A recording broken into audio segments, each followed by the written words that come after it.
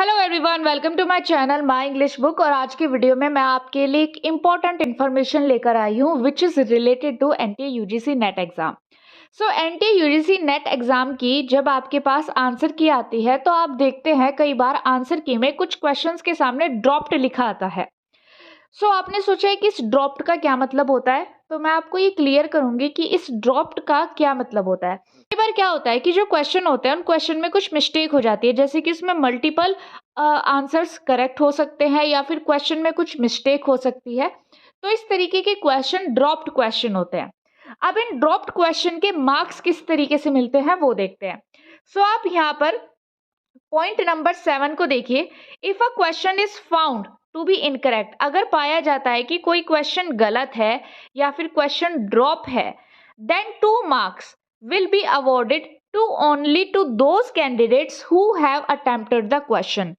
यानी कि मान लीजिए अगर कोई क्वेश्चन ड्रॉप्ड है और आपने उसको अटेम्प्ट किया है तो आपको 2 marks मिल जाएंगे। बट अगर आपने उस क्वेश्चन को अटेम्प्ट नहीं किया है तो आपको कोई मार्क्स अवार्ड नहीं मिलेंगे।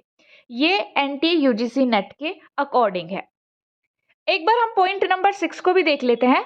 If a question is found to be incorrect, कई बार क्या होता है कि कोई क्वेश्चन इनकरेक्ट मिल जाता है, यानी कि क्वेश्चन ही गलत होता है, ठीक है, या फिर उसके मल्टीपल करेक्ट आंसर्स होते हैं, यानी कि 4 ऑप्शन है, 4 में से 2 करेक्ट आंसर है, कई बार ऐसा भी हो जाता है।